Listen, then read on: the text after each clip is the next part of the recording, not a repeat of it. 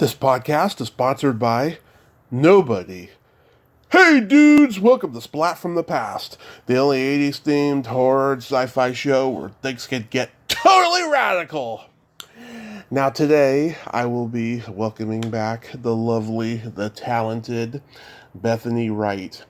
Last year I interviewed her just a few weeks before the pandemic hit, and that interview stayed with me for a long, long time because she really opened up to me in that interview about her life and working on They Still Call Me Bruce and all of that stuff.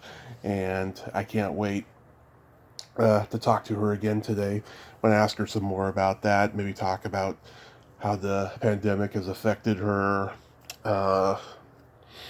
Just anything basically that happens in a flowing conversation. We're just days away from the new year, and I'm finishing off the year really, really strong, and it's just been a gift and a blessing. So, here is my new interview with Bethany Wright. Well, hello there, Tommy. How are you? I am great. How are you, Bethany? I am just moving right along. I'm having so much fun with this Christmas holiday, so Yep. I can't complain. Yeah, how was your Christmas the other day?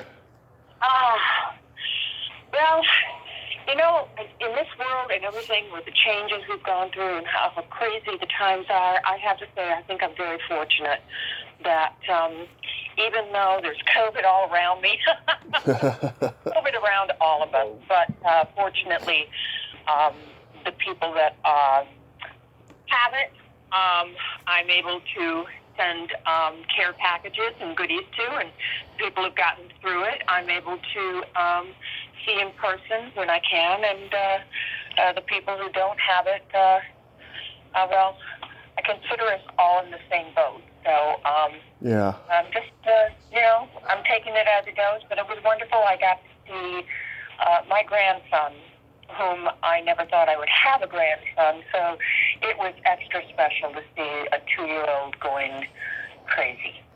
Oh, love it. Love it. Yeah, and he really is a smart, just full of life kind of guy. So we're very blessed. We're very blessed. It was a wonderful Christmas. I hope you had a nice one too. I hope you had a low-key, enjoyable one. It was way better than the last year, let alone the last couple of years. Just got to spend time in my godparents' house. Had prime rib over there. Oh, good. Yeah. Yeah. Sounds good. No, I think that all in all, with the new year coming up, I just, the only thing I really want to concentrate on is just good health and happiness for everyone who we are around. I mean, life is just too doggone short. Absolutely. Take it lightly and just enjoy it. Enjoy it for what it is, because God knows there's chaos. I find that nowadays it's not even the TV anymore. It's just your phone. It's your apps. It's everything that's available to you. We are in touch with anything and everything, and sometimes it can be overwhelming. So I just hope this year brings everyone a sense of peace and serenity, because we've needed it. Absolutely. The last time we talked, it was just like 3 weeks before the pandemic happened. Exactly. I was thinking about that before you called, because I always break out. You bring out the past in me, the best in the past in me, because I think of where my life was when I was working in film and working so hard. My entire world revolved around what I wanted to become in, as far as career and film and theater and voiceover and all that. And if you had told me today I'd be sitting here in North Carolina and just taking in a day of getting ready for dinner for for a friend from California, actually. But a long story short, you were saying where we were. We had just finished talking with one another when everything just came to a halt. Yeah. It did. It was crazy. And foreseeable, if you really kept looking at the news, it was inevitable that it was coming, and it's here, and it's not going to go away. So how we manage it is how we manage it. I don't know about you, but being someone who has been vaccinated, I have people around me that don't. Yeah.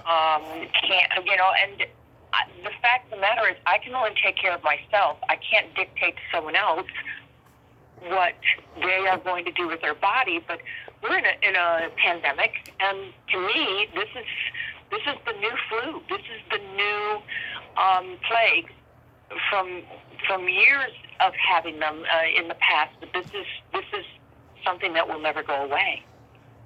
Yeah, it's strange. It really is. Yeah, I've been fully vaccinated and boosted. I just hope that we all made the right decision. That's the only thing I hope.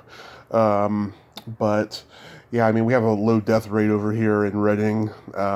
It was last year, it was like 70 or something, which is a good number, but it's terrible for the families. It is terrible for the families, and like you were saying last year, made me appreciate even more how much I care and I'm blessed where I am in my life. Even though I was vaccinated, I did come down with COVID, and it was so unaffected me, where others have so many thousands and thousands have lost their lives.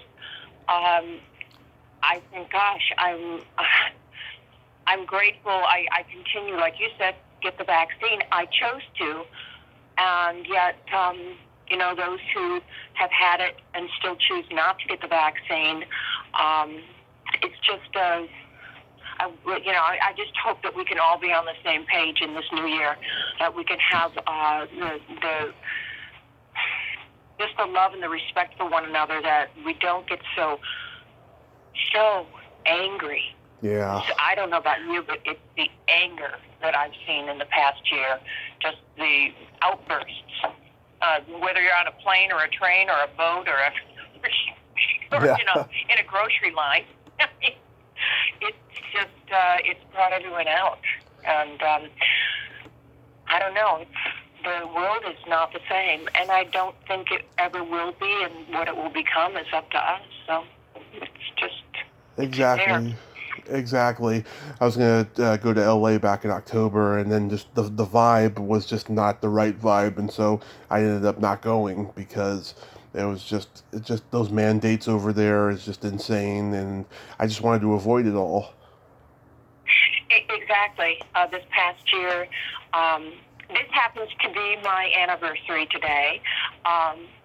To an incredible person that I had not really met.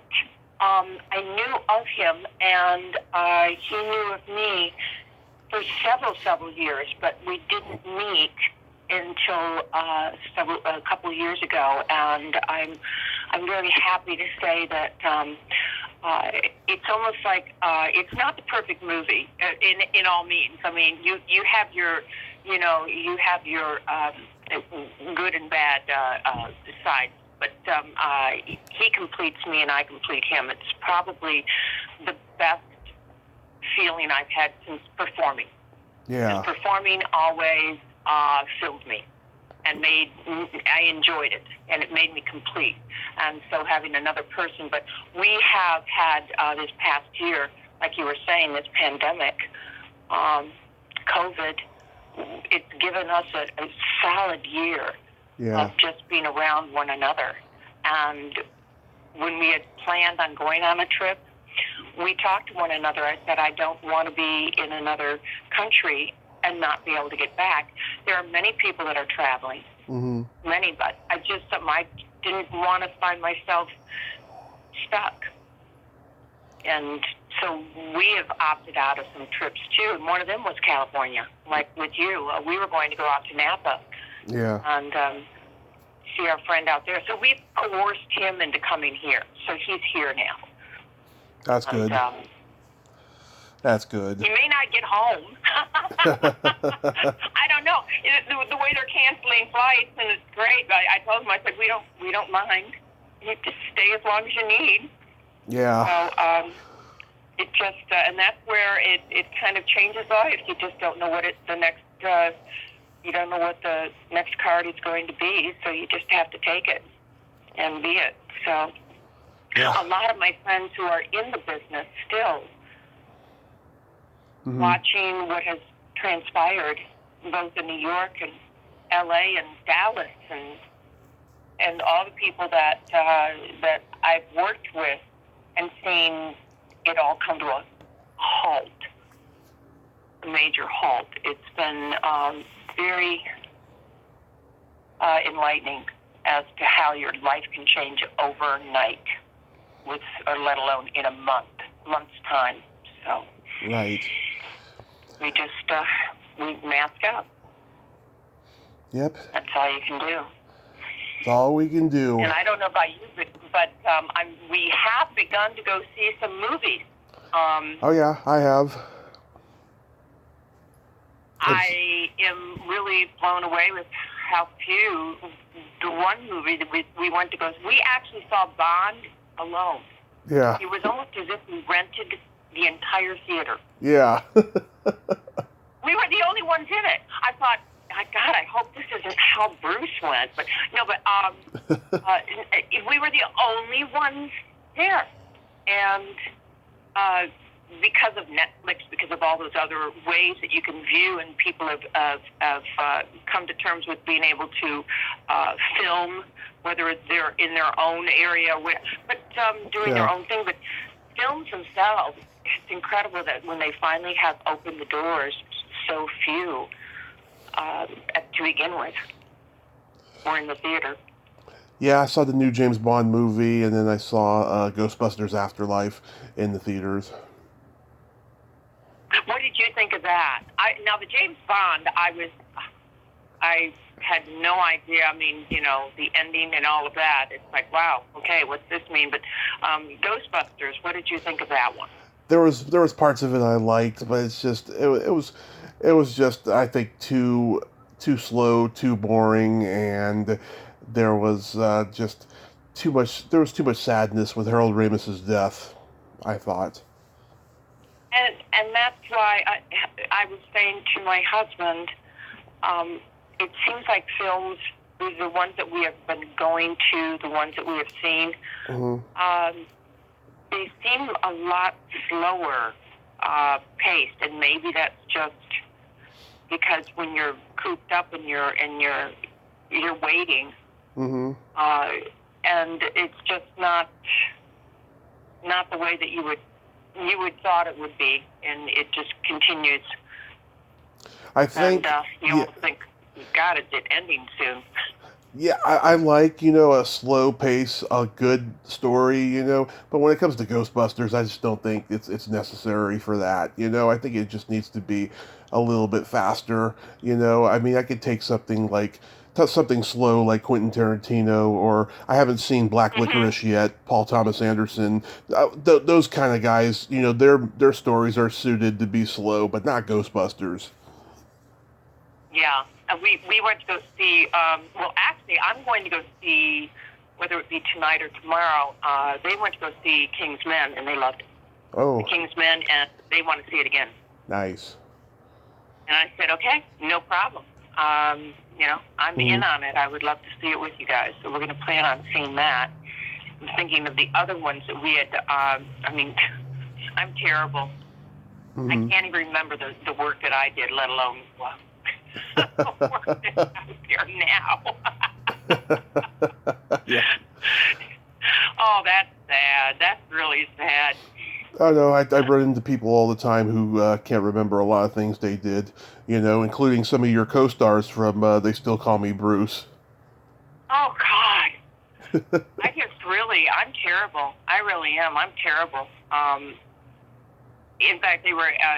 Our friend from California was saying, "Oh, this is really cool. That's great. You're gonna be, on a podcast, and you've done this before." And I said, "Yes, he's wonderful to talk with." Oh. So the problem is, he talks to me about things, and I'm like, "Oh God, I don't remember that, but it must have happened." So yeah. Well, not long after we talked last, Johnny Yoon passed. Yeah, he had just passed. Within the year and yeah. It said March 8th, yeah. And we talked February 18th. And 18th. Yeah. Yeah, that's sad, because, he had dementia the last few years he was alive.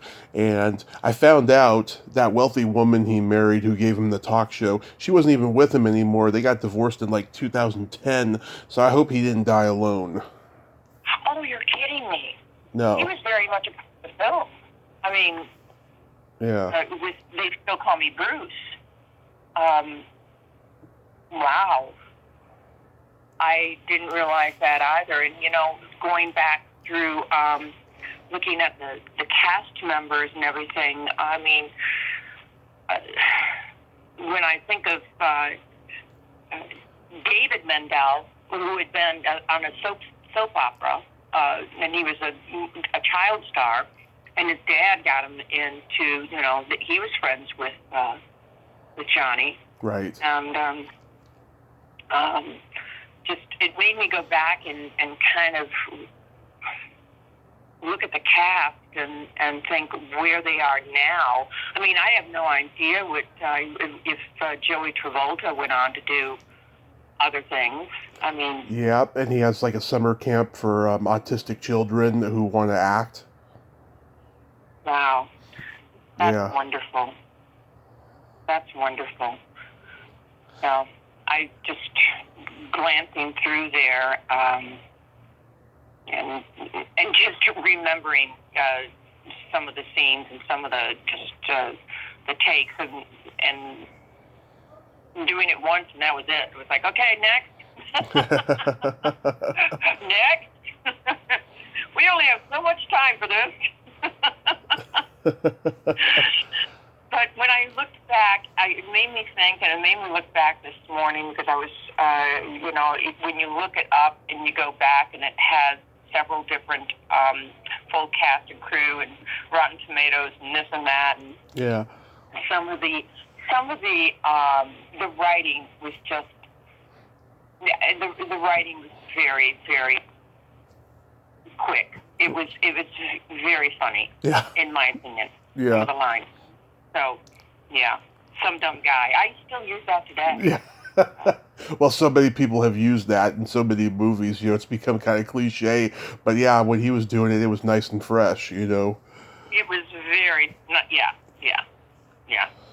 He had that way of just saying it, and it sounded like it was the first time, so. I just love, like, you say to him, have you ever driven before? And he says, sure, I drove my brother to drinking. Yeah. That's a great line. Yeah. And he always said it, and he always said it like it was the first time he ever did, so. Yeah. It was crazy. That's what made it so great. Yeah.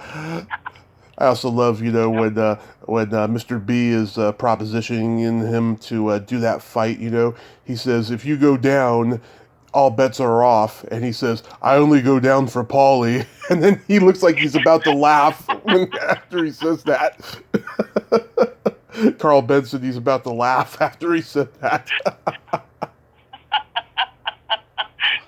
And I guess that's what I miss in some films today. You just don't, I don't know. The slapstick is no longer there. It's no longer done. It's not like with Rodney or it's just not, it's not there. Yeah, it's sad. Yeah, and the sex, I have sex almost every day. Yep. Yeah, almost Monday, almost Tuesday, almost Wednesday. I mean, those are lines that only I think only Johnny could have said. Yeah. And yeah, and I love how he gets out of the bathtub and he's got his clothes on, and you're genuinely laughing like you are now. And I genuinely wasn't expecting, I think we had talked before about that, where it was supposed to have been a frontal and total nudity scene, which was just my first film, really. At that point, I'd been doing commercials and voiceover, and mainly theater. So for me, I was like, oh, okay, here we go. This is it. And for them to all of a sudden say, nope, Johnny's decided not. I'm like, wow. And I guess he thought there really wasn't any need in this movie for that. It was too, it was better without it, only for the viewing, for all to see and watch the rating. It would have changed the rating completely back then. And I just think that some of the other scenes, I mean, I never knew the scene when I was wrapped in the towel. Mm-hmm. And the sounds and all of this. I had no idea that they were filming coming up to, and here I am doing sit-ups, It's like, okay. Up until then, I thought, yeah, okay. It just came off so funny, and yet with such a slapstick and tongue-in-cheek, and it was filmed, in my opinion, the cinematographer was great.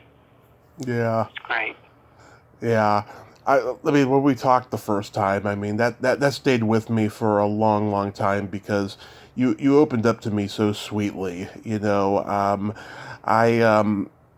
I counted. We talked about They Still Call Me Bruce for about 48 minutes of that 2-hour conversation.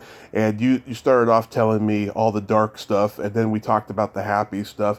And that was a really great balance, I thought. Yeah, and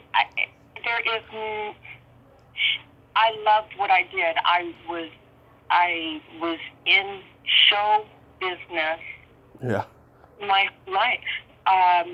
From the time that I was 12, 13, from singing until 16, just violin, vocal, ballet, dance. That's all I did. And I mean, I went to, there was we had our 40th reunion several years back, and a couple of years back, and I did not go. I didn't find myself, first of all, I was too busy. I was in the midst of selling my house, and I didn't have the time, but I happened to be in the very same town that I grew up in because of where my life had completely changed, and I was a hospice, became a caregiver.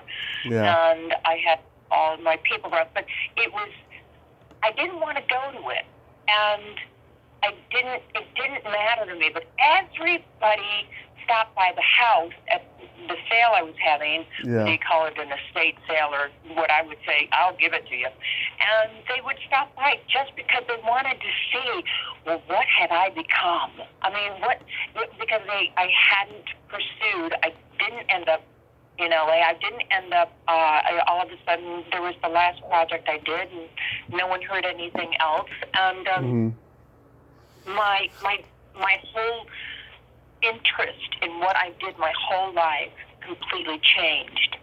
And it was okay with me. There are some people that strive, that want, that just have to have that accomplishment. And I could find myself going back now. I think, Tommy, I could probably go back. Mm-hmm. I would be a totally different entertainer. I think I'd be a different actor. Right. His means of what I'd bring to the table now. I think it would be different. But it's not necessarily, it's the drive that I had in me changed with just the business and with me and with life and what was going on. But it was always difficult, but no one ever said it was going to be easy. And that's why nowadays I laughed jokingly with and then it said with the new movie that just came out, or I should say the series, or And Just Like That. I'm like, God, I don't know if a man even wants to get into a movie again for fear that he might have someone, all of a sudden, well, this happened 20 years ago, this happened 15 years ago. I understand standing up for those who have been taken advantage of. But, it seems that all this time has gone by, and then all of a sudden, they want to stand up. A movement that, when I was in this business, it was the business. It was a part of the business. Yeah. It wasn't the prettiest part of the business, right. But you took it with a grain of salt, like you do with anything else. And if it was not right for you, then you just, if it happened to you, you had two options. And I always just walked away. Right. And maybe that's why I'm not saying that's why my career never went any further, but I'm just saying it was so much a part of show business that it made me stronger, it made me thicker, my skin thicker as to what to take and what not to. Yeah. I certainly didn't think that every single time something was said to me that it had to be a sexual encounter or perverse or coming across. And so it's a different world now. It's a totally different world.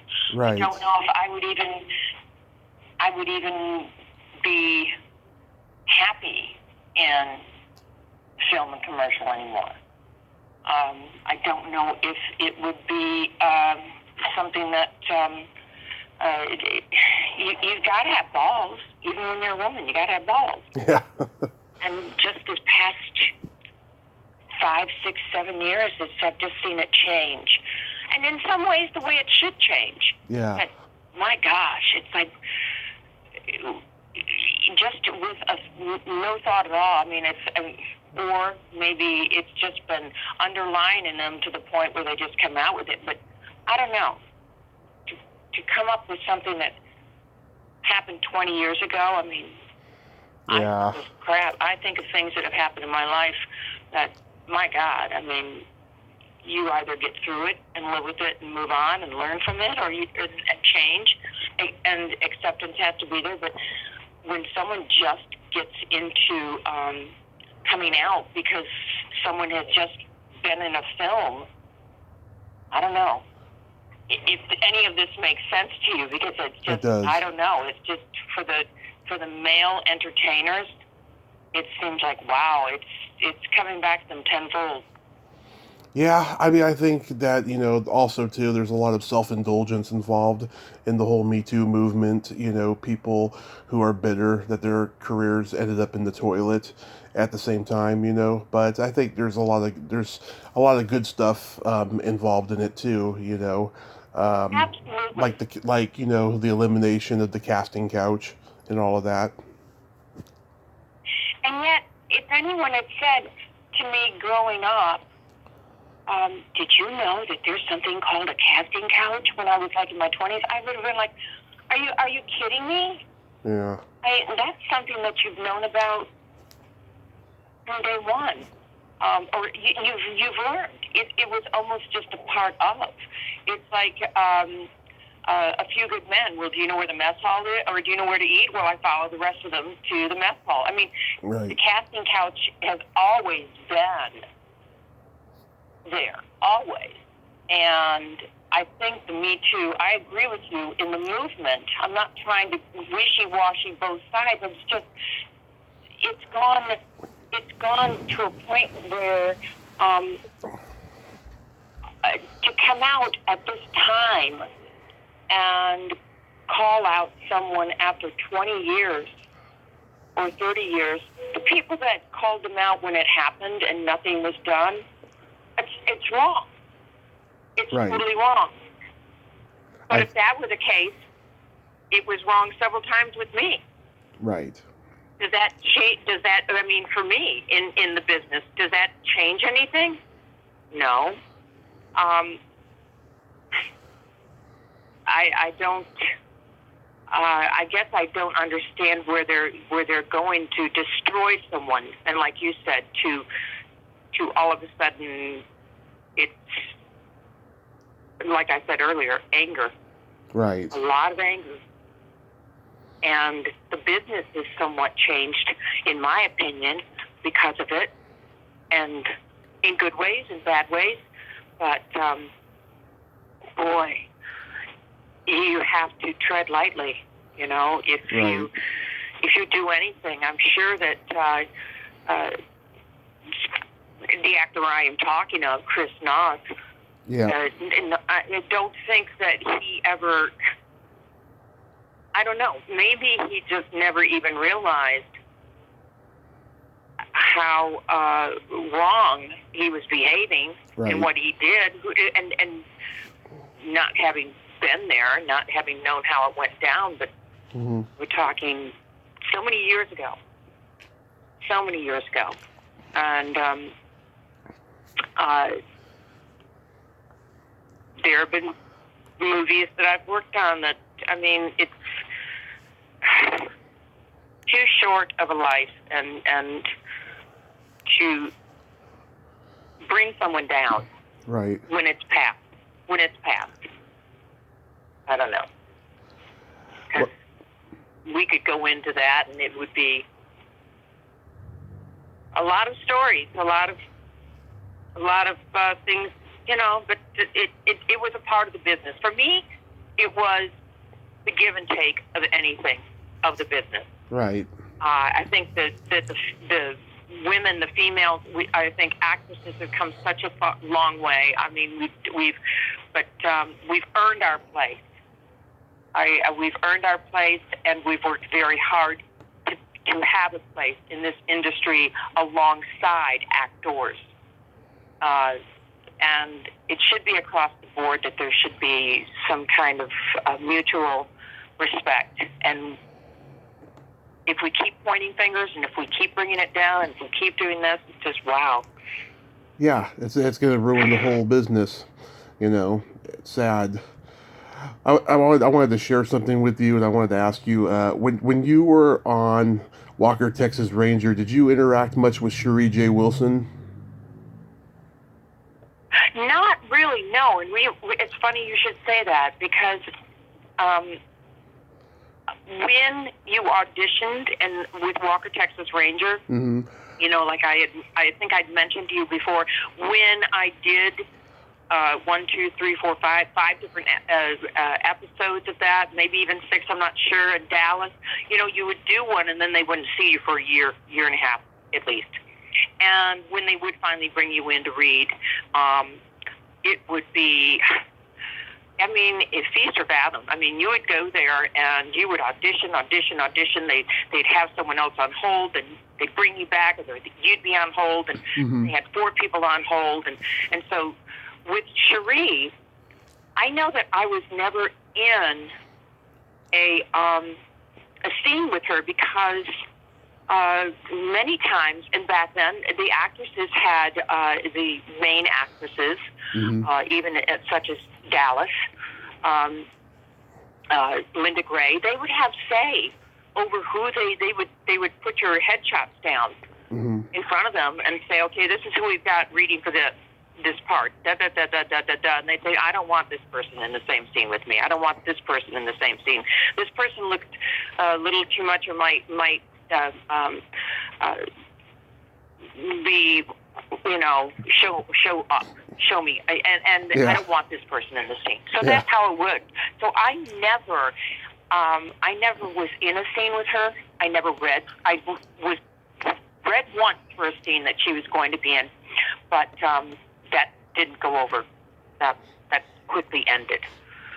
So she was from what I understand, very nice, very, very nice to work with. But she was also, everyone was very protective of their part, of their position. Right. Yeah, so last month I was supposed to interview her, and I had been looking forward to it for a long time. I've been a huge fan for a very long time, and we agreed on a day, and I was excited. I promoted it. She liked it. I promoted it. All that stuff. And then that morning, she sent me a message saying that she had a family emergency, and then later, what she told me contradicted her Facebook status. She was doing something fun with family, you know. And then a few weeks later, I asked her she had time, you know, this time or something, and I again she said something was coming up related to family. Then I think was it 2 weeks ago, I asked her again, and then I heard the same excuse, and then I realized the day before I posted. I promoted that she was going to come on. I also posted this thing. This actress that I'm friends with posted this educational article that teaches men how to give better foreplay, and it had this medical picture attached to it of the vagina, right? Like one of those medical pictures that you see in, you know, doctors' offices or whatever. Yeah. And I said, you know, maybe she was offended by that. Maybe she took it the wrong way. And I asked her, and it turns out she was offended by it. She thought that I was promoting pornography. And I thought, what the fuck? How is that pornography? It's an educational article, you know. And you know, I told her, you know, essentially, you know, I was like, no, we're going to be talking. I wanted to talk to you about your career, you know. I mean, yes, there are actresses that I become really good friends with, and I invite them back on to talk about sex because it is a passion of mine, you know, for educational purposes. But no, I wanted to talk about her career. But I just thought that was so weird that she thought that, because I'm thinking to myself, God, either she had something really bad happen to her when she was younger in the business, or she's just jumping on the MeToo bandwagon like so many people are. You know, it could be either way, right? Very, very either way. And just as I was saying, you know, you don't want to get attached to anything that might take you down a different, or for her, I guess, maybe even upset her family, or even upset. There's so many things that, right. I mean, I chose in my life not to do because of how it would have affected my family, of how it would have affected those around me. Mm-hmm. When years ago, when I came very close to posing for Playboy, I didn't. Mm-hmm. The photographer was very angry with me, but yet we remained friends. Charlie understood. I said, you know what? I'm not embarrassed of it. It doesn't, but I don't want my career to rely on the fact that, or come from being, well, that's how she got where she, but more importantly, at that time, I didn't want to do it because of my family. And I didn't want to do it because of how it would affect them. So, like anything else that I was saying earlier with this business, it's almost made everyone overprotective of what used to be normal in this business, right? Of what you used to be able to talk about. Now it is a very cautious and cautionary type of, you know, don't go down that road, don't do this. Right. If Chris Knox thought that he was going to do that film and be a part of something that he had been in for years with Sex in the City. If he thought that was going to happen, I mean, who thinks that you're going to do that? And all of a sudden, it's like, well, they're promoting this and this and this and Mr. Big and Mr. Well, yeah, you know what Mr. Big did to me 20 years ago? And I'm thinking, but you know what? I guess now it's more of where we used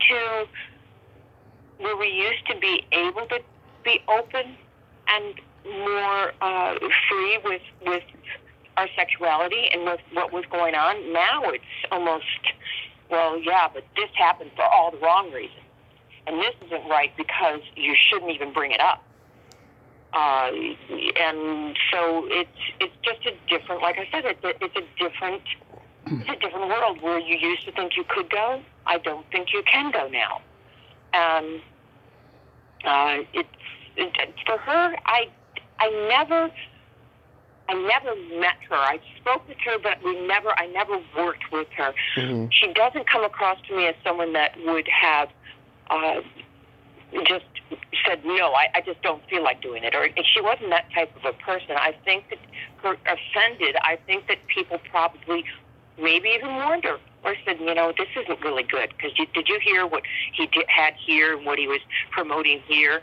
Yeah. And like you said, it was something that was not being done in a way of what am I thinking of pornography? It was educational, educational and bringing facts in, because I don't even know what was going to be said or what was said. But I can't imagine, Tommy, having interviewed with you that and I don't. It's not you as a being. So unfortunately, everyone is so affected with everything else. It's just like COVID itself. Yeah. There's so much fear. And it's not just with COVID and it's fear in this business. What do you do that won't offend anyone? It's just like the awful concert that happened with Travis Scott. It's what is going to affect you and come back and just haunt you for the rest of your life if you do it. And she probably, she's a very, I would say, smart. She just doesn't want to do anything that to rattle anything, nor as I don't think she ever did when she was on Walker. She was very easy to work with. So it probably was just like she had told you and how it affected her and or what she thought. Yeah. And hopefully down the line, you know, that could change. Yeah. I don't even know if she listens to your called podcast. I don't know if she listens to these. I don't think she has. Yeah. Yeah. I certainly don't think that she is aware that that there's no intentional. I mean, it was educational. I believe that of you, and we've not met in person, but it might be my second interview with you. I feel very comfortable talking with you, and I think that you are very educated and very much into entertainment and actors in their work, and so that's why it's easy to just communicate and speak of the business. Yeah, and then not long after that, I had another incident that ended up being the complete total opposite of what I experienced with her. I reached out to this one actress who was actually blacklisted by Hollywood because she didn't sleep with anybody. And That's my girl. Yeah. She took the initiative to go to my YouTube channel and listen to an episode, and it was an episode with me and a stand-up comedian friend of mine who I've known for years, and she's been on before, and we were talking about female squirting in this episode, right? And she heard that, and she actually listened to that episode before getting back to me about doing the show overall, right? And she said I would do your show, but I don't want to talk about female squirting.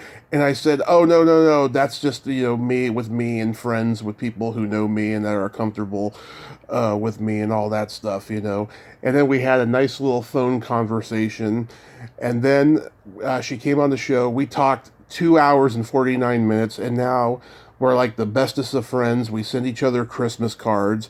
It was the complete opposite of what I went through with Cherie, which was it's kind of dangerous, but also just so ironic at the same time. Wow. Yeah. I don't know. Letting your guard down and letting if you're uncomfortable with something, yeah, then, and I think that must have been how it was, and I think she made it. She told you that. I recall you saying, she was uncomfortable with that, but yeah. And that's another thing. She probably just didn't want to say anything to be offensive to anything. She just kind of said, "Well, I've got this."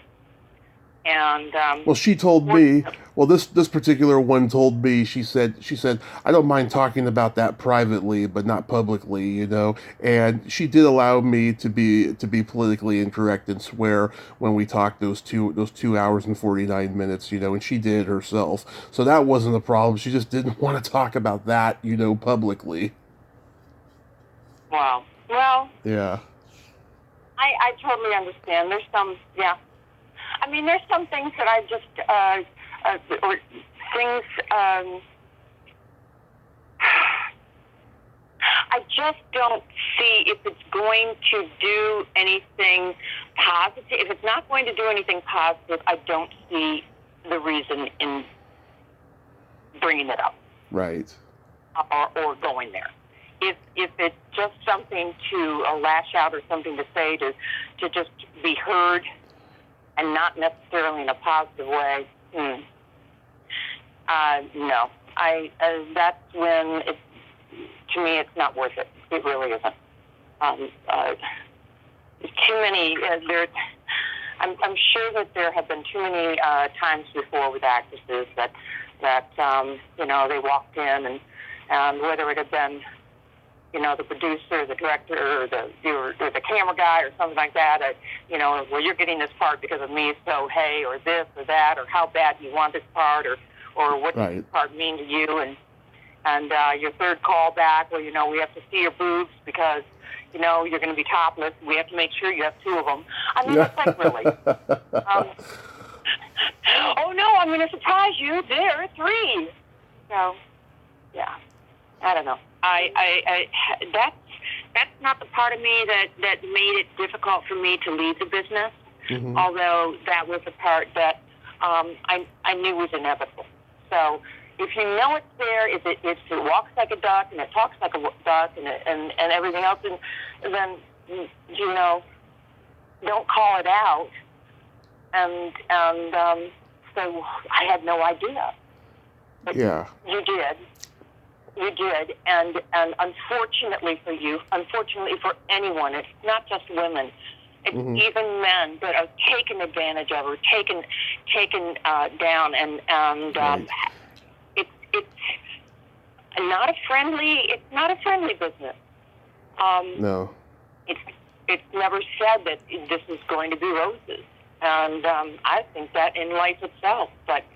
In film and commercial, most of the people that portray themselves on the screen are sometimes absolutely opposite in person. So, just go figure. Yeah, and again too, I don't invite women on the podcast without them knowing what we're going to talk about, And it's not just like, I had them on and then it just suddenly became about sex or anything. It was, pre-discussed and all of that stuff. And I think it's kind of insulting for those ladies to think that I would, invite them on without clarifying things with them first. You know what I mean? Well, if you did that, then you'd be in showbiz just like the rest of us. Yeah. I mean, seriously, that's pretty much how it was. You never really knew what to expect when you went on a set. I had some wonderful, great times, and met some, really great gappers and crafters. I met some wonderful people that worked hard and loved what they did, and as much as I did. But it doesn't mean that you didn't have, the other half too. I just think that comes with everything. So that's my little ringer. I'm sitting outside, actually, just enjoying I would have to say, a really pretty, beautiful day. Oh, it's really nice. It's overcast over here. Well, I have this thing called the weather pecker, and my weather pecker says it's now going to be sunny. So, yeah, I'm looking at it. I'm going, well, thank you, because it was given to me when I bought one of my first homes, and I was like, okay, a stick, and what is this supposed to do? We'll put it on the side of the tree, and you'll know what the weather will be. I'm like, okay. So, but it's turned out to be a beautiful day, and not to totally get off the subject, because when I think of that, you get me thinking of what my entire being was about for over 35 years in the business, and how much I devoted to it and what I did.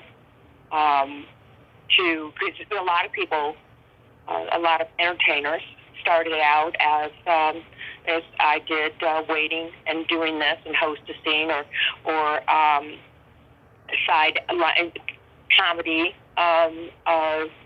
troops, and but you always had to be prepared. You always had to be prepared to go in and read for something and drop everything that you had going if you got.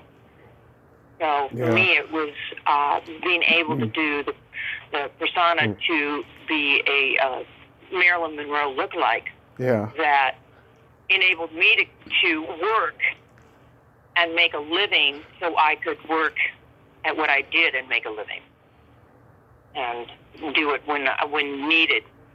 Sometimes I needed it more than others. So what's married life like later in life as opposed to when you're younger? When I was married, not me, count the husband. No, when I was married, all my exes, I say, live in Texas, but one is he's in East LA where he belongs. When I was married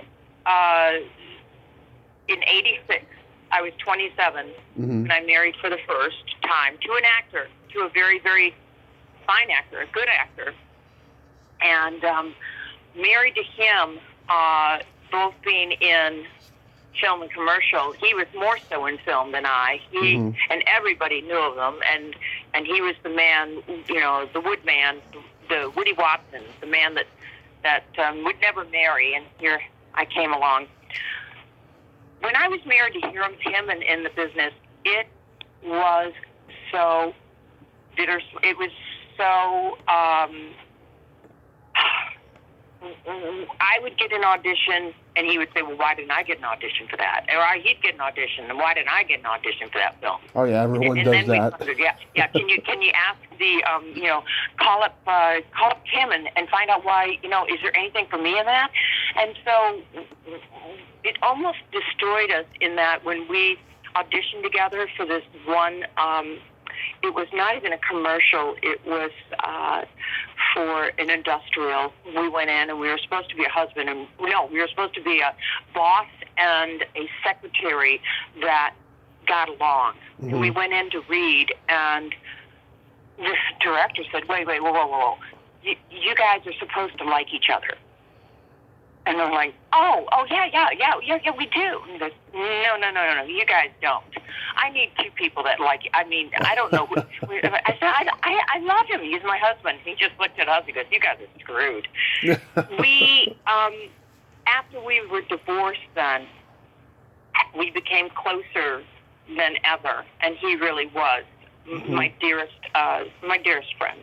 And we relied, and even when I married again, he could have walked me down. He could have been my man of honor. But we went into another audition just for it was for American Airlines, and it was a national commercial. Mm-hmm. And we went in, and they said, well, we need a husband and wife team. And we went in, and they were looking and going, well, hey, because they were from L.A. They didn't know who we were, and in Dallas. And they said, well, you need to be a husband and wife. You've just come off the plane from a business trip, and she's waiting, and you got to, and we did it. And then they're like, wow, you guys really, really work well together. I said, oh, it's easy. This is my ex. And he said, what? He said, yeah, we've been married and divorced. And we've been through it all. And we both got hired immediately because he said, I don't have to worry about any problems.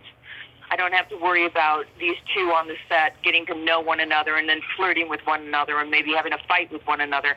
These two have been there and done it. So for me to be married with an actor, and for me to be now married with someone who never was in the business, it is interesting to go to films and watch his take on it or his feedback, and pretty much I'm looking at other things in the film, whereas he wants to just be entertained.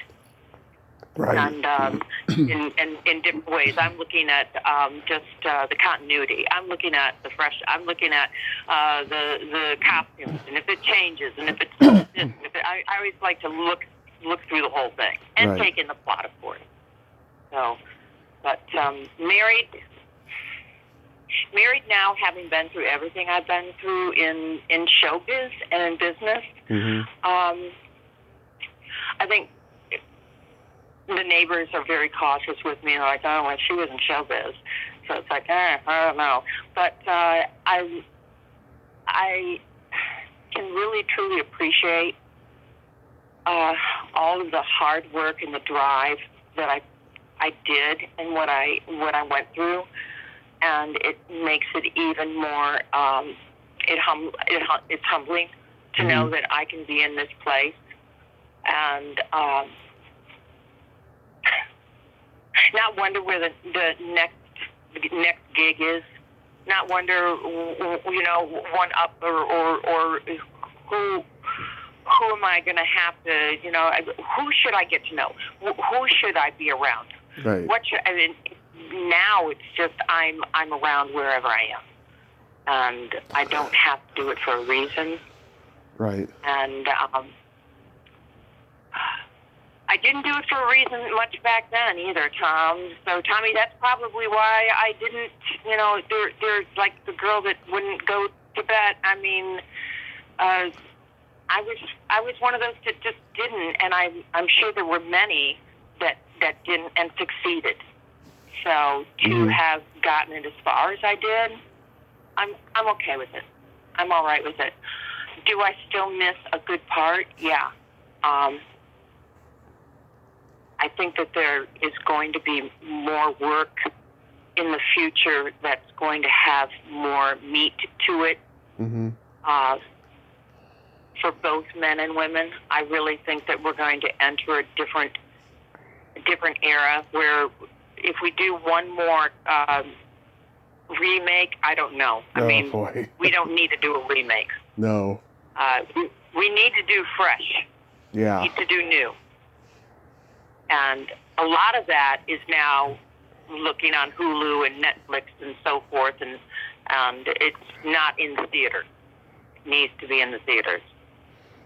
Yeah, I wrote a horror movie a few years ago. I'm hoping by next year, 2023, I'll be on set producing it and having a small part in it. I talked to Sean Patrick Flannery's sister this year, and she's currently reading the script. She has a production company. Well, that's awesome. Yeah. And you know what? I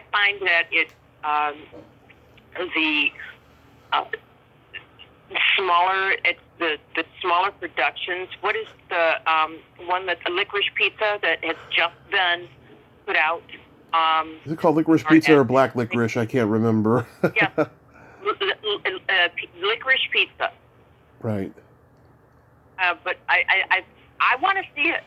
I do too. It's already gotten backlash. It's something with to do with the gay rights and this rights and this rights, and I want to go see it.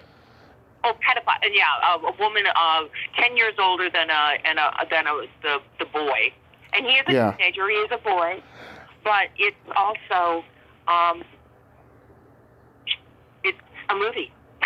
That's the difference. I haven't seen the movie yet, but I'll tell you something. This horror podcaster that I know, who's pioneered the game in the last 15 years, he used to be he wasn't super edgy, but he was edgy, and now in the last few years he has conformed to the bullshit woke culture, and he posted a status yesterday.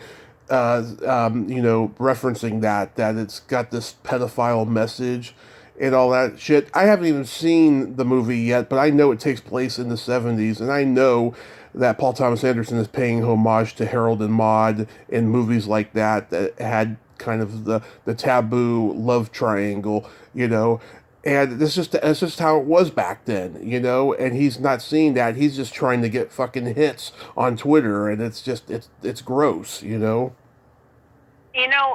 What's really gross is, like I said a moment ago, it's a movie.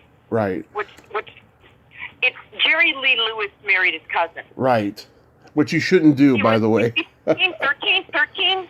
I mean, yeah.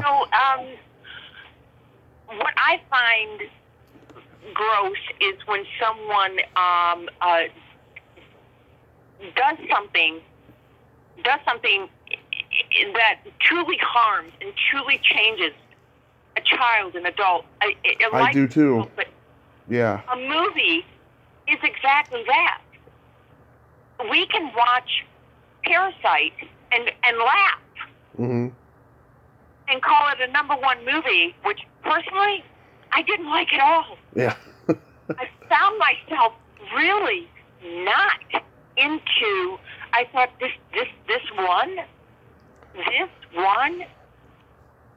I mean, yeah. Tarantino comes out with this.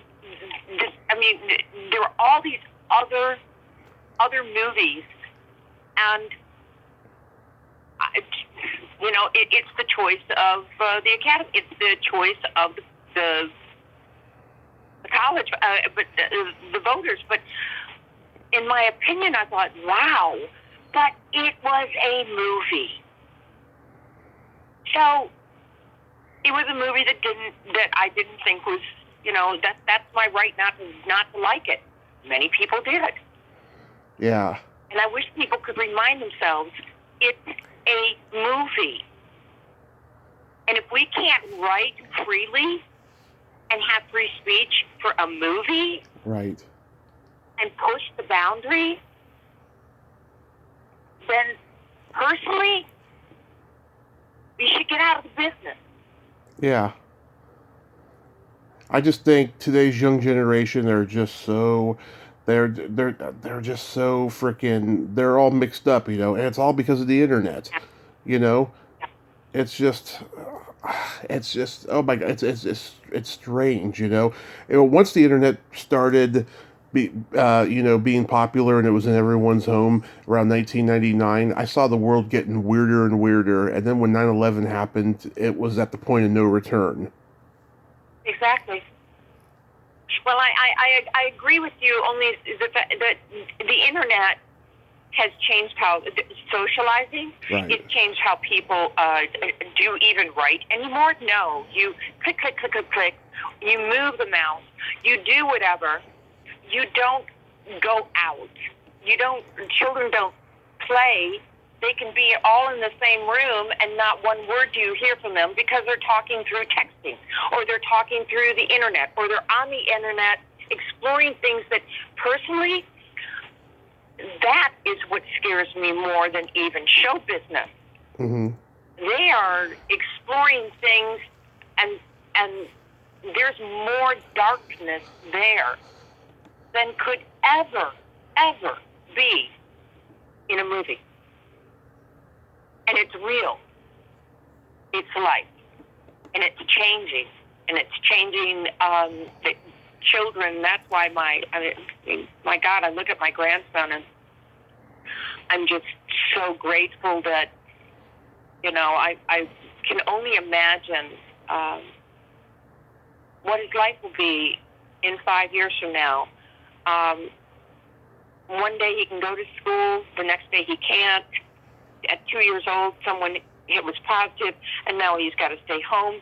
And so this pandemic is changing. Just like you said, the internet, the world has changed. The world has changed so much that even if you were alive back in the 40s and 50s, to still be alive today must just be mind-boggling. It must just, if you're aware of things, and if you're aware of what's going on, I can't imagine. I mean, now we have cars that drive themselves. Yeah. Go figure. I'm sorry, officer. I had no idea I was going that fast. I was asleep. I mean, it's like, whatever. I don't know. Yeah, if only David Hasselhoff had one of those when he was drinking, that would be the real Knight Rider. A lot of actors. If only they say Tiger Woods would still be on the course, but he is. He is. I mean, he's not that old. Yeah. No, not that old. But you know what? When you think of the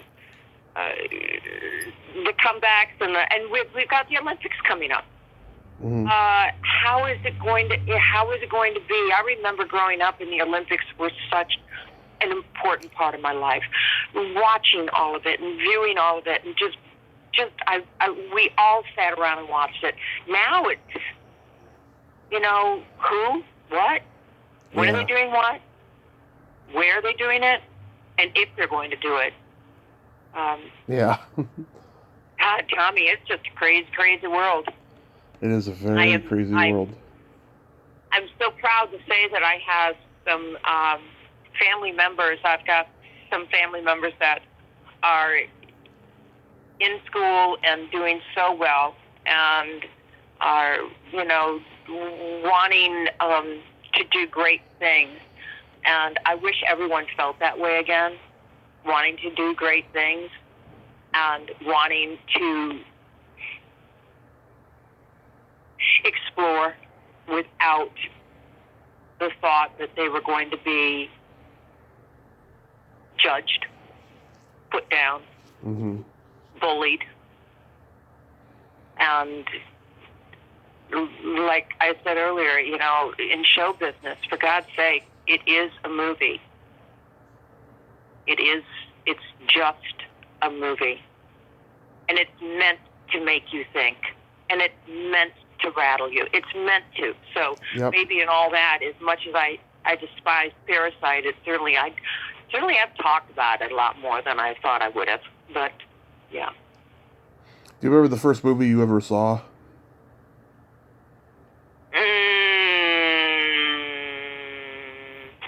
My favorite movie, but I mean, you're talking about in the theaters, the movie that I will never forget is The Exorcist.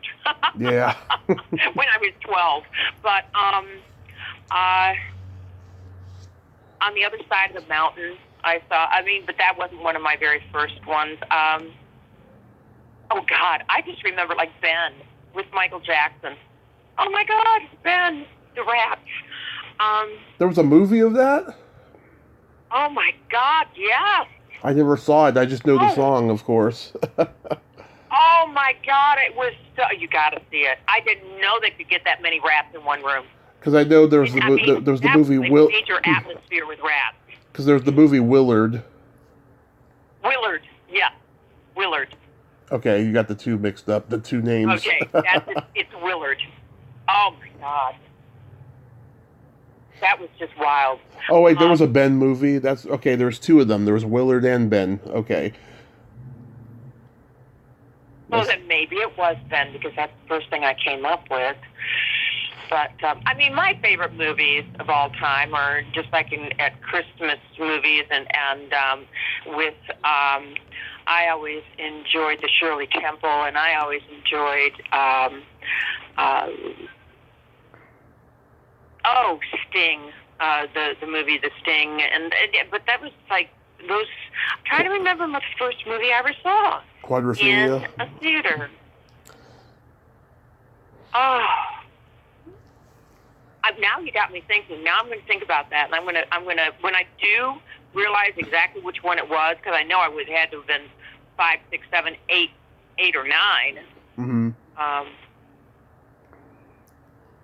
And I loved the previews at that time, because they would take you all over the world and show you places that you could stay, and Banff and on the beaches and all of this, and the islands, and I was like, wow, I want to go there.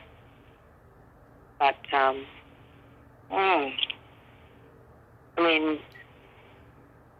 mean, I'm thinking that most of them were even on television, The Sound of Music. Oh, yeah. And that was just, and even West Side Story, the original. Yeah. I only say the original. I'm sorry, Spielberg, but only the original. I haven't seen the remake yet, but I did talk to the guy who played Action in the original, Tony Mordente. I talked to him in September. I spent 9 months trying to get a member of the original cast on here. A lot of them are not on social media. A lot of them are old. A bunch of them are dead.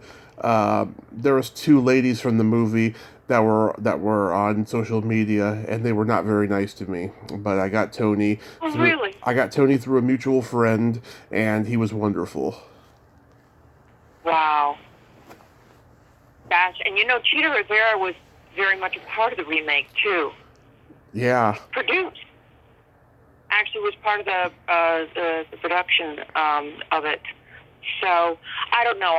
And shame on me. I don't want to put something down that I really haven't even seen, but it just remakes and like Footloose. I'm sorry. There's one Footloose. Dirty Dancing. There's one Dirty Dancing. Mm-hmm. Why go back? Why do we have to go back in films and try to redo what was done perfectly the first time? Because they make money, that's why. Yes! That's the only reason. No one, says, "Oh, let's remake Dirty Dancing because it was such a great movie, or it was terribly done." No, let's remake it because it made money. Yeah. That's exactly why they do that. Well, I'm telling you, there is no Patrick Swayze except Patrick Swayze. None other than. I mean, Roadhouse. There's some movies that you just can't. In my opinion, it's like, why touch it? Why? Gone with the Wind, if they ever touch that. Yeah. Well, personally, Tommy, I don't give a damn. Yeah. No. I would hate to see that done again. Well, the reason why Frankenstein Dracula always got remade, it wasn't necessarily because they made money. It was because they were in the public domain and people could find so many variations on how to do them. And that in its own doesn't bother me. When Mel Brooks, for God's sake. Okay, my favorite movie of all time, could I watch it over and over again? Blazing Saddles. I love Blazing Saddles. Young Frankenstein, for me, I could watch that one over and over again. I think we had talked about that before, but if we hadn't, could you see Mel Brooks being able to do that today? Hell no. No, even he's the first one to say that. But he said that he wouldn't give a fuck. He would do it again if he could. With a lot of lawsuits, he'd have the NCAA. He'd have them all coming after him. It wouldn't be possible. Yeah. There's so many movies that he did that were and so many movies that could never be done. again. Yeah. Because of the world we live in. I think that eventually there'll be people who make stuff like that, but it'll be like a hush hush kind of a thing, kind of like remember back in the '70s, all these like improv groups were doing these really offensive sketch comedy movies like Kentucky Fried Movie and Groove Tube Oh, God. and all of that stuff. Yeah, okay, so I talked to the guy who made Tunnel Vision, Michael Mislove, who was in the Ace Trucking Company with Fred Willard and people like that. He told me they shot this movie without the actor's agent's knowledge, and they shot it with no permits at all around LA. And they paid everybody probably about $300 maximum because the budget was so low. And I was thinking to myself, oh my god, yeah, fucking today, yeah, oh god, there'd be a lot of problems with that. Oh, yeah. Oh, yeah. Goodwill Hunting. Mm-hmm. Goodwill Hunting, Yeah. Maybe. Maybe a little, but there. Thank God for projects like Sundance, and there's so many that come. In fact, that's the only way to do a movie these days, is to do it for like Dallas or Austin. And one of the films that I had done was Simple Men, and that was also a project, low budget, and it's almost to submit them into competitions or to submit them so that they can be seen and by a broader range of audience than they'd ever be seen if they were just made and bring your friends over. But it's that's the kind of work that I still enjoy. I still like independent, mainly independent, because that's, like you were saying, that's where you're still getting some of the most wonderful, untouched, untapped artistry and writers. And, that's probably what I would gear toward if I were to go back in. Yeah, the low budget.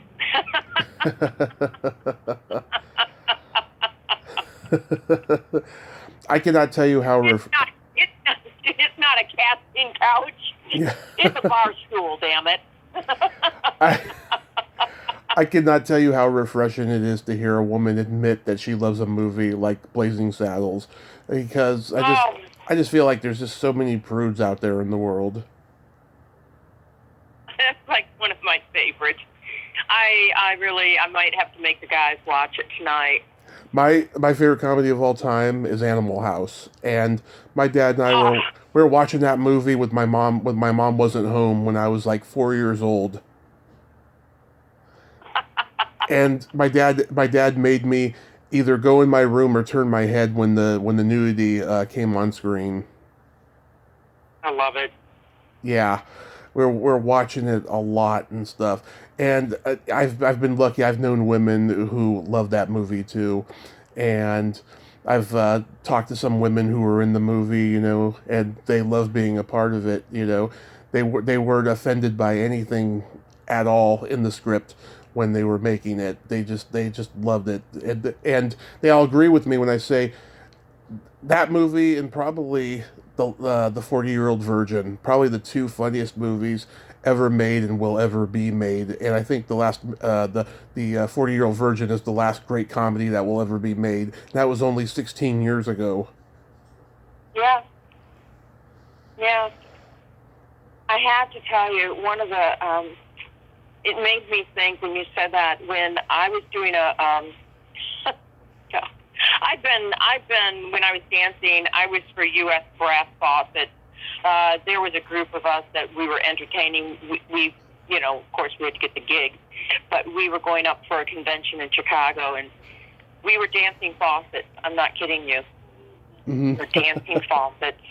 And my husband, Woody, we drove all the way to Chicago. Yeah. So we could stay with his ex, because, hey, everyone's got one. But so after staying with his ex, I knew that I had to introduce him to my mom in Michigan, because she was livid to hear that I moved in with him. And I basically told him, I said, he moved me into his apartment, and the girl that was living with him just as a roommate took over my one bedroom. And I was doing a show called Star, the musical, which was it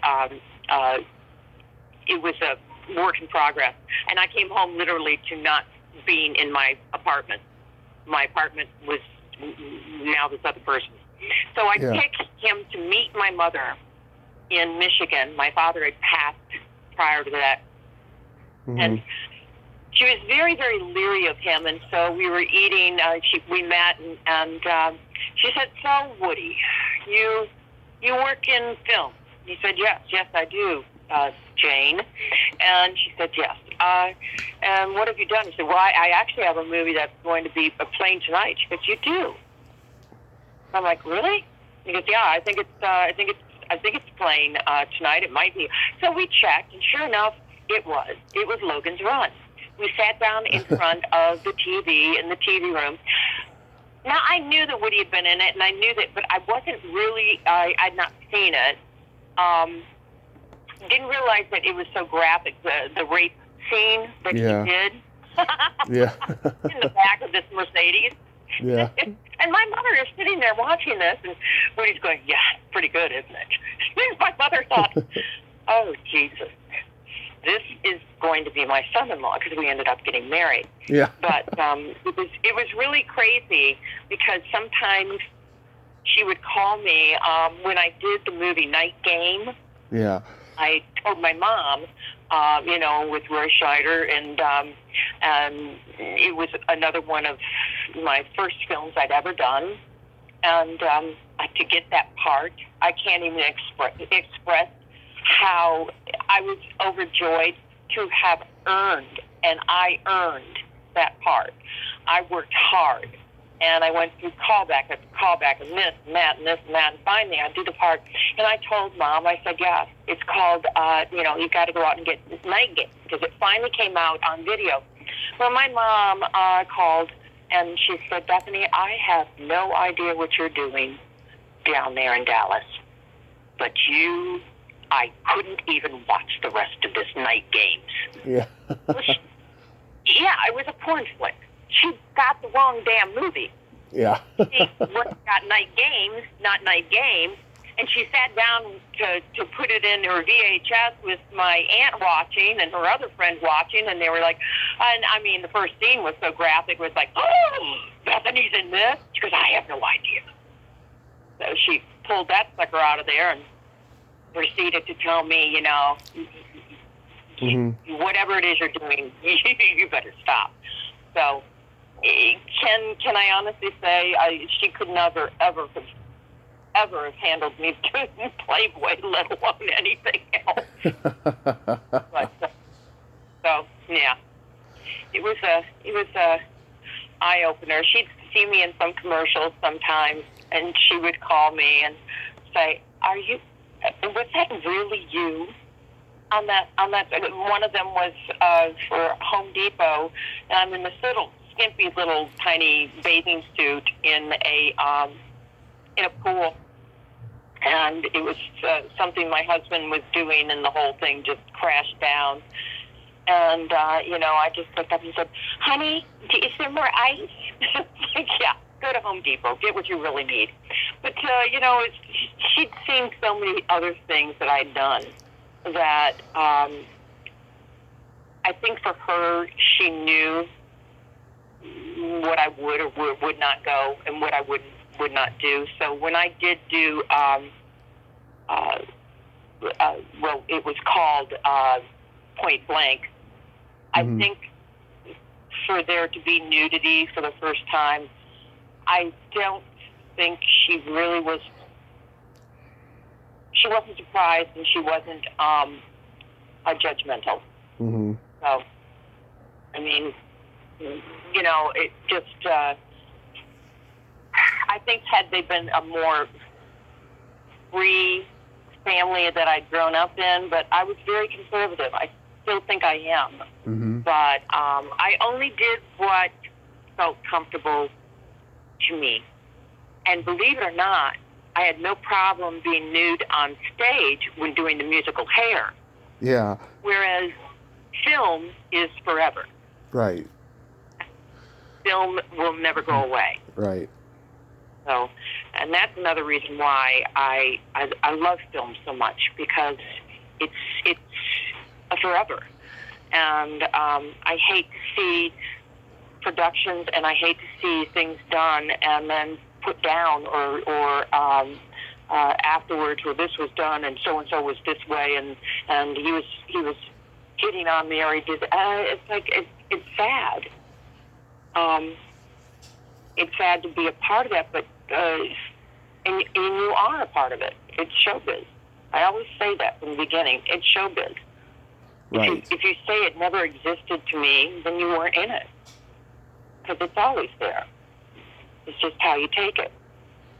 Right. I mean, I come from a very liberal family, and we're a fun family. We're all not easily offended. We have very dark and twisted sense of humor, and I never had to worry about my parents, hearing my stand-up comedy or my podcast, talking graphically about stuff. It's always been very comfortable there.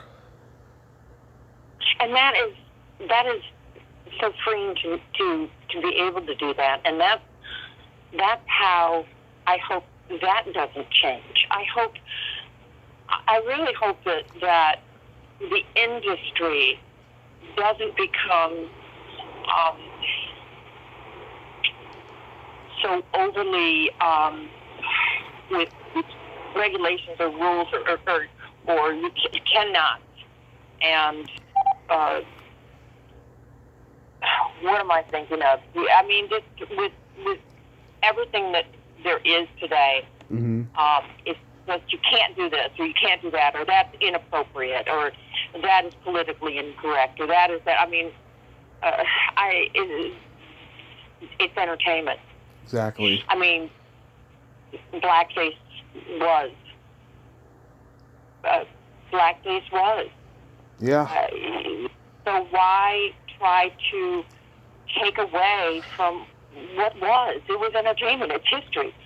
I guess yeah. I can't stand those that try to rewrite history or rewrite what been. And that's just like the casting couch.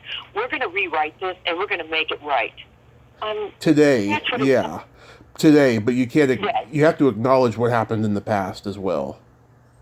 Correct. Yeah. Too. But right. Unfortunately, it's going to do even more damage, and maybe that damage is meant to be for those who have their heads on the block, were brought out. It's definitely been, when you say dark, it's been in the shadows all these years. Right. All these years. So, I guess it's maybe time. It actually, with everything that's going on, if you're not going to do it now, what the hell? I mean, you might as well bring it out now. But, I just hope that it doesn't change. And change is always going to happen. So I just hope it doesn't take away from the freedom of and what this business is, because you do still have to work at it, and you still are up against many things. But maybe that is already one less thing. Exactly. One less thing that you have to fight against. What are your New Year's resolutions? That I don't talk so much. I love listening to you talk. My New Year's resolution is just really want to be positive. That's all. It's to have a positive outlook and to be able to adapt. I don't care about losing weight anymore. I do. I did that my whole life. I mean, well, I'm still going to walk and go to the gym and do all that, but it's no longer going to be a New Year's resolution because I just want to do something with myself, positive. Right. And hopefully that will kind of like affect those around me. So more tolerant, I guess, more tolerant. Yeah, I want to lose weight. I've been trying the last few years. It's been really tough since my accident because I got metal in my leg and I can't, exercise like I used to. I want to have sexual relations with a lady again, but COVID's kind of preventing that. Yeah.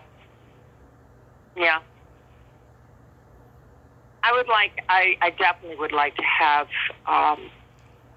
answers with COVID. I mean, to have this be a healthier year for everyone. Yeah. A healthier year. A much healthier year. And more positive. Because we are where we are. The only thing we can do and is work with it. Make it work. That would be great. Last year, in 2020, my goal was to offend everybody at all costs. This year it was to be kinder, and I have been, and it's worked very well to my advantage. And I'm going to keep going with it. I have to say, I've had a couple days in the past this past week that I really do. The attitude adjustment has to be on me. I need to work on that attitude because I just want to have a positive outlook and have what's to be good for all. Yeah. Just good for all. I mean, I'm not Donna Reed or anything, but I'm not going to go in and make some brownies or anything. But just have it be a positive year. Yeah. Positive year. That would be wonderful. Less hate. That would be wonderful if we could have less hate and have some closure this year, because we just can't go on like this, No, we can't. We shouldn't. We're too intelligent not to. We are all too intelligent not to. We all know better. I mean, we need to take care of ourselves. We need to take care of another, and most importantly, we need to take care of this world because there's only one. Right. There's only one. I have some jokes for you. Yes. How can you tell if a turtle is nearsighted? Oh, okay. How can you tell if a turtle is nearsighted? Okay, I give up. He tries to fuck an army helmet.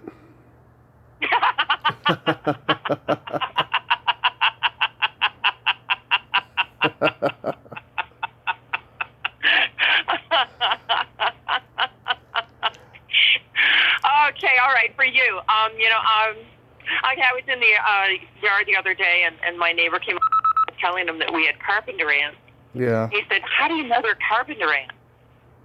Yeah, how? Well, can't you hear them? I mean, just listen to them. Put your head down. We've only just begun. Oh. Live white lace and promises. Oh, that's funny. He looked at me and goes, "You're really weird." Yeah. Really. What do you call? On that note, what do you call what? What do you call a boy that doesn't masturbate? Not a master debater. a liar.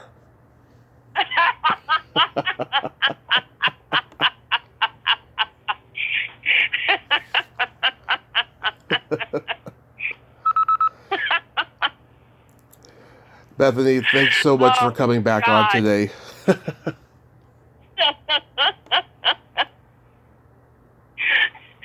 Well, I've got two gentlemen inside. I'm going to go and get ready for my anniversary meal. Yes. I'm making both. Well, the one from California is actually my husband's dearest friend, and I can't wait to convince him to move here, which I think he was going to in the spring. Nice. But he actually stood up for our wedding, so I'm going to make him pay the bill.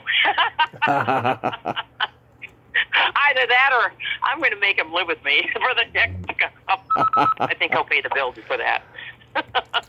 That's awesome. Bethany, thank you so much for coming back on. We had a really deep, insightful conversation again, and let's keep having these, every once in a while. Absolutely. And Tommy, I mean, who knows? Maybe we'll just have to do one in person or do a FaceTime one. Yes, someday we will meet in person. Someday we'll meet. Damn it. Okay. Happy New Year. Happy New Year, and please be safe.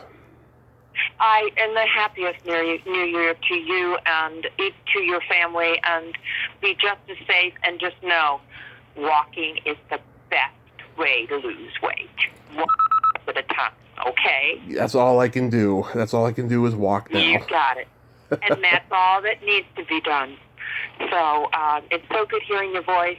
You too. And the best to all that may hear this. And let's just all just take a deep breath and live life. Live life. Yeah. But take care, and God bless. Take care. God bless. All right. Bye. Bye-bye. Well, there you have it.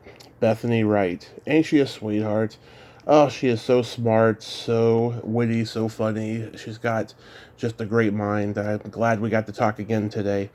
And she is just, she's the mold that God broke. She is just absolutely terrific. Well, until next time, this is Tommy Throwback Kovac saying there's no shame in living in the past because the present sucks. Later, dudes.